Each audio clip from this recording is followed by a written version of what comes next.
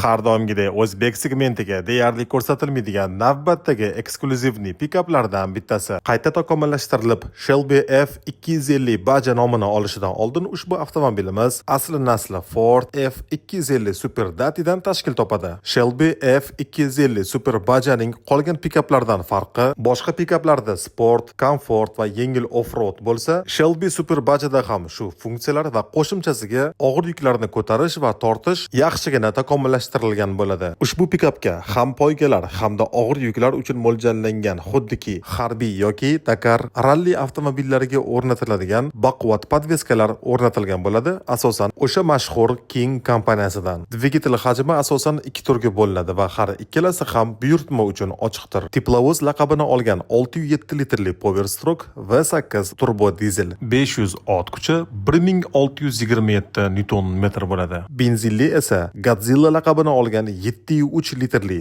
V8 430 ot kuchida va 644 Nm da. Narxi esa bor yo'g'i dizelli dvigateli uchun 199 ming AQSh dollari bo'ladi. Albatta yetkazib berish va bizning xizmatimiz ichida. Bojxona to'lovi esa 40 ming dollardan oshishi ham mumkin. Albatta Telegram kanalimizda batafsil ma'lumot, eksklyuzivniy pikaplar va uning narxlari bilan albatta yoritib boriladi. Havola profilning yuqori qismida.